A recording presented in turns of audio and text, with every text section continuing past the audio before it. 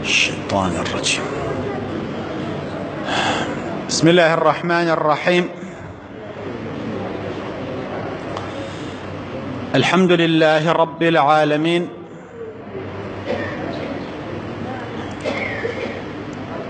الصلاة والسلام على أشرف المرسلين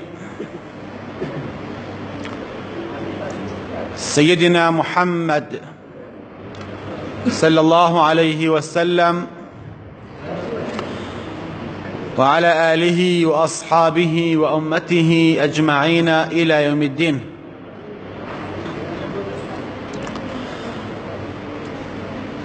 مسلمانانی بەڕێز و خۆشەویست، السلام عليكم ورحمة الله وبركاته. خوای گەورە طاعت و عیبادەتی هەموو لایەکمان قبولکە إن شاء الله. خوای گەورە تینوبوون و برسیبوونمان بۆ بکە بە ڕەحمەت لە قیامەتە إن شاء الله. یا ربی خوای گەورە لەبەر خاتری تۆ گەرما و لەبەر خاتری تۆ تینومان دەبێ. خوایە لە مەحشەرە تووشی گەرما نەبین، لە مەحشەرە إن شاء الله تینومان نەبێ إن شاء الله. تۆ ئیش بکە بۆ خوا کارت بۆ ئاسان دەکات. ئەوە ناونیشانی باسی ئەم عەسرەمانە. مرۆڤ خەریکی ئەنجامدانی کاری خۆی بێت، درێغی نەکا لە کاری خۆیە، خوای پەروەردگار کاری بۆ دەکات. مرۆڤ ئیشی ئەوەیە چی بکا و چی نەکات، چی قازانجی دنیا و قیامەتی هەیە بیکات، چی زیانی هەیە بۆ دنیا و قیامەتی نەیکات. ئەمە ئیشی مرۆڤە. ئیشی مرۆڤ ئەوە نییە چی ئەبێ و چی نابێت، چەند باران ئەبارێ، چەند پارەم ئەبێ، چەندم نابێ، چەند زەرەر ئەکەم، چەند نایکەم، چەند ئەخۆم، چەند ناخۆم، چی ڕوو ئەدا چی ڕوو نادا. ئەوەی ئیشی کێیە؟ ئەڵڵاه، ئیشی خوایە. ئیشی من ئەوەیە ئەبێ چی بکەم، ئەبێ چی نەکەم، ئەبێ چی بکەم، ئەبێ چی نەکەم. ئیشی کێیە؟ ئیشی هەمومانە. کەواتە ئیشەکانمان دوو بەشن، هەم ئیشی دنیایی هەم ئیشی قیامەتی. ئیشە دنیاییەکانیش کە ئەنجامی ئەدەین، خوای پەروەردگار بە عیبادەت بۆمان حەسێب دەکات. خوای پەروەردگار خێرمان بۆ ئەنووسێت کاتێک کە ئیشی دنیایی دەکەین، کەسابەت ئەکەین، لە دائیرەکەمانە بە جوانی ئیشەکەین، کاتێک کە کرێکاری ئەکەین، موظفین، وەساین، دیوارەکەین، لەبغ ئەکەین، گەشتکاری ئەکەین، هەر ئیشێکە ئەیکەین بە دڵسۆزی بیکەین، بە پاکی بیکەین، خوای ڕەب العالەمین ئەینووسێ بۆمان بە عیبادەت. و هەروەها ئیش هەر ئەوە نییە ئیشی دنیا بێ، ئیشی قیامەتیش. ئیشی دنیا و دەست نەکەوت، ڕاکە بۆ ئیشی قیامەت. شەرت نییە تەنها لە ڕێگەی ئیشی دنیاوە ئێمە پارەمان دەستکەوێ. زۆر جار هەیە لە ڕێگەی ئیشی دنیاوە، لە ڕێگەی ئیشی دنیاوە پارەمان دەست ناکەوێ، بەڕام لە بەینی خۆم و خوامانە سڵحێ ئەکەین، کردەوەیەکی چاکەکەین، خوای ڕەب العالەمین ڕزقمان بۆ ئەنێرێت. ئەمە قسەی من نییە. ئەگەر ئێمە بەجددی لێ نەوین بۆ خوا، ومن يتق الله يجعل له من أمره يسرا ومن يتق الله يجعل له مخرجا. خوا فەرمێ هەر کەسێ لەگەڵ خوایە ڕاست بکات، تەقوا و شەرمی خوای هەبێت و دڵسۆز بێت، متەقی بێت، خوا کارەکانی بۆ ئاسانەکات و هەروەها دەروی خێری لێ ئەکاتەوە. پیاوێک هەبوو جوان گوێ بگرە مسلمان، جوان دڵی بەرێ ئەم قسانەی کە کردم چۆن لەم بەسەرهاتەیە واقع و ڕەنگی داوەتەوە. پیاوێک هەبوو فەقیر بوو، ئیشی کرێکاری دەکرد کە کرێکاری لە ئیسلامە ئیشێکی زۆر پیرۆزە. رسول الله صلى الله عليه وسلم دەستی کرێکاری ماچ کردووە. دەستی کرێکار دەستێکی پیرۆزە، مادام دەستەکانی بقڵیشێن لە پێناوی ئیشە بۆ ئەوەی کە ڕزق و ڕۆزی بۆ مناڵەکانی پێیا بکە، ئەو کرێکارە ئیسلام دەستی ماچەکە، ئەو دەستە ماچەکات. دەستی وا هەیە ئیسلام ڕێزی ئەگرێت، دەستی وا هەیە دەستی عالمە ئەنووسێت ئیسلام ڕێزی ئەگرێت، دەستی واش هەیە خائینە یەقتەعوها الئیسلام، ئیسلام ئەی قرتێنێ. دەستی دز ئیسلام ئەی قرتێنێت. کرێکاری دەکرد، خۆی باسەکە، خۆی ئەم باسە گێڕێتەوە، ئەڵێ چوون بۆ مەیدانی عەمەلە، بۆ مەیانی کرێکارەکان. خەڵکی بە سەیارەوە ئاهاتن بۆ ئیش، کرێکاریان دەست دەکەوت، ئەڵێ هەرچەند خۆم ئەبردە پێشەوە و ملمقی دەکردەوە و بەشکم کەسێک بێ من بەرێت، ئەڵێ سبحان الله، هەر کەسێک ئاها و ئیشی هەبوو لەم لا کرێکارێکی ئەبرد، لەو لا کرێکارێکی ئەکرد، سبحان الله، ئەڵێ منی نەبر ئەو ڕۆژە، کەس منی نەبرد. ئیشی منیش لەسەر ئەو کرێکاریە بوو. ئیشی من ئەوە بوو بڕۆم ئیشکەم تا ئێوارە 30,000 40,000 50,000 بەنێو ئێوارە بێم بە شتومەک و بێمەوە بۆ مناڵەکانم.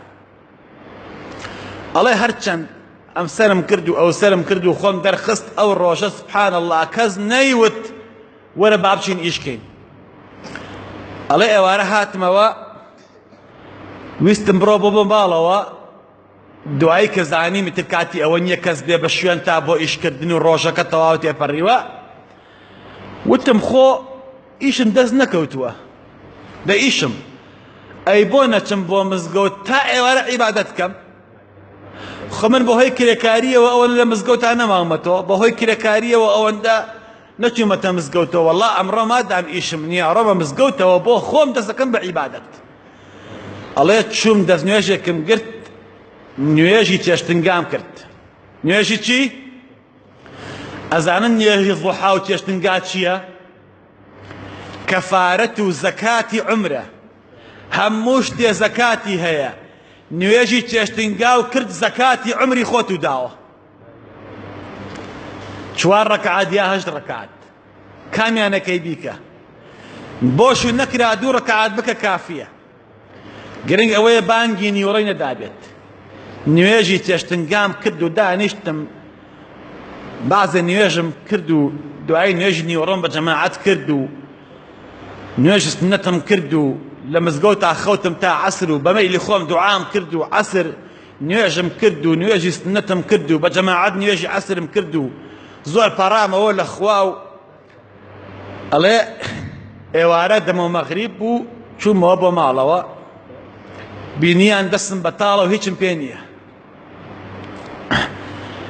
خێزانەکەم وتی چییە ئەوە بۆ هیچت پێ نییە و ئیشت نەکردووە؟ ئەڵێ نەمزانی چی بڵێم. وتم ئافرەت ئەمڕۆ ئیشم کردووە بۆ پیاوێکی زۆر دۆڵەمەند کە لە ئیشەکە دەستم وەرگرت، نە ئەو باسی پارێ کردو نە منیش، بەخواتر ڕوم نەبوو هاتمەوە. ئەڵێ وتی پیاوەکە شتی وا نابێت، تۆ چۆن ئیشەکەی بۆ خەڵکی و پارەت نایەتێ؟ یا ئەمجار ئیشی بۆ مەکە یا داوای پارەکەی لێ بکات، بڵێ پارەکەم بەرێ بابە، من بۆ یە کرێکاریەکەم بۆ ئەوەی ئێوارە پارەکەم بیتی. ئەڵێ وتم باشە، بە هەر شێوەیەک بۆ ڕۆژە خۆم دەرباز کرد. ئەڵێ بۆ ڕۆژی دووهەم چوومەوە بۆ مەیانی عەمەلەکەوە، بۆ مەیانی کرێکاران.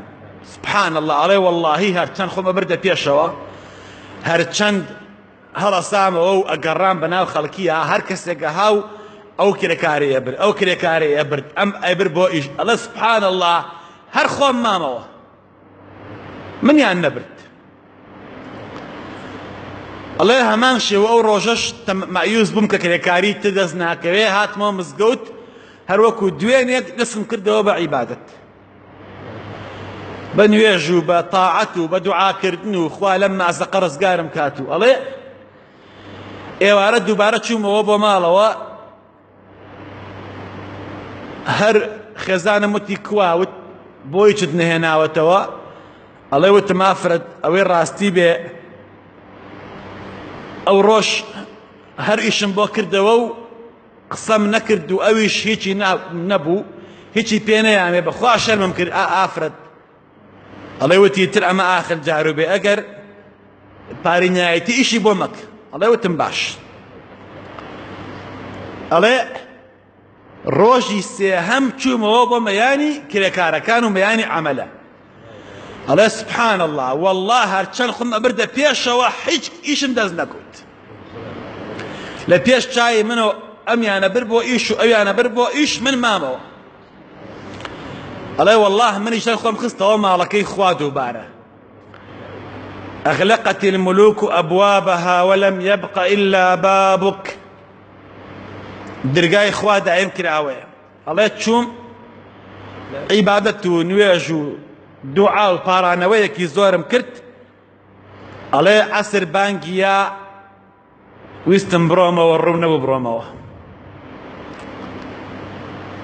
وتی واللهی غیرەتم قبوڵی نەکرد بڕۆمەوە بەدەستی بەتاڵی خێزان و مناڵم بمبینم مەغریب بانگیە نەڕۆیشتمەوە عیشا نوێژم کرد نەڕۆشتمەوە وتم با تۆزێ بەشکم بخەون ئەڵێ چوومەوە بۆ ماڵەوە دوای ئیشا درەنگانێ لە دوورەوە سەیر ئەکەم لە ماڵمانە دووکەڵ بەرزە بێتەوە خواردن دروست ئەکرێت قەرەباڵغیە کچم ئێت و ئەڕوا و کوڕم ئێت و ئەڕوا و خێزانم بە ڕوویەکی خۆشەوە هاو بەرەو ڕوو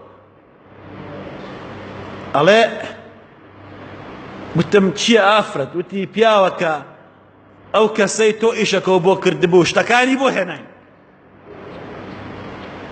ئەڵێ وتم چی بۆ هێنان وتی وەڵا خواردن ئەوەی تۆ پێت خۆشە هێناوێتی بەعزێ پارەشی لە زەرفێکا داناو ئەوە پارەکەیە ئەڵێ وتم چۆن بوو وتی وەڵا هێنایەتی و ئەوە نەشت و مەکی هێناوە لە ژیانمانە ماڵی ئێمە ئەوەندە شتیتیانە بووە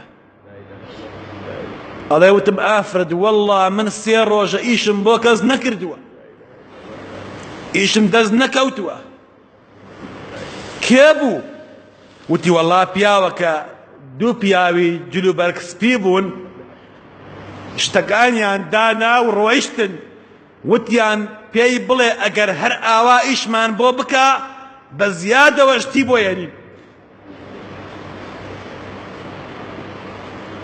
ئەڵێ سوژدەیەکی شکرم برد وتم وەڵڵاهی ئافرەت سێ ڕۆژە من بێ ئیشم لە مزگەوتا ئیشەکەم نوێشەکەم و تاعەت دەکەم جا برای مسڵمان ئیش هەر ئیشی دنیا نییە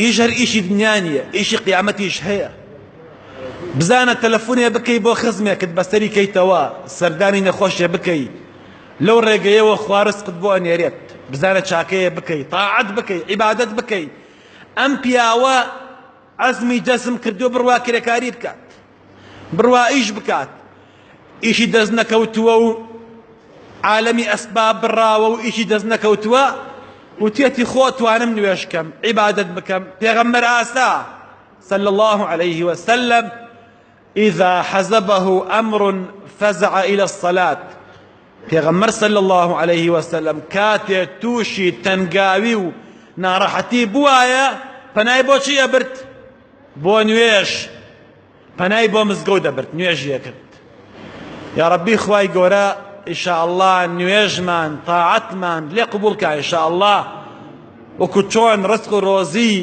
ئەو پیاوەی دا خوایە ئێمەش ئەوا تاعەت و عیبادەتی تۆ ئەکەین خوایە ڕزق و ڕۆزی حەڵالمان بەنسیب بکەی خوایە لە گوناحی باوک و دایکمان خۆش بی لە گوناحی مردووەکانمان خۆش بی خوایە شیفای نەخۆشەکانمان بی خوایە شیفای نەخۆشەکانمان بی خوایە تاعەت و عیبادەتی مانگی ڕەمەزانمان لێ وەرگری خوایە دوعاکانمان گیرا بکەی خوایە بەزەی بە حاڵمان نابێتەوە خوایە ئیسلاحی حاڵمان کەی خوایە هەرزانی خەیتە وڵاتمانەوە خوايا هند حرام من بيت حلال من بيت محتاج حرام نبي يا رب العالمين خوايا بحلال تير من كي محتاج حرام نبي يا رب العالمين يا ربي اوي چاك چاكي بوبكي اوي خراف خوايا چاكي كي اگر چاك نابي خوالا ناوي بريد يا ربي اوي دل صوزي خاك وخلق خوايا موفقي بكي اوي چاك خوايا گيان لقل ام خاك وخلقيا خوايا موفقي بكي اوي خائن برامبر بدين وجين وولات ما خوالا ناوي بريد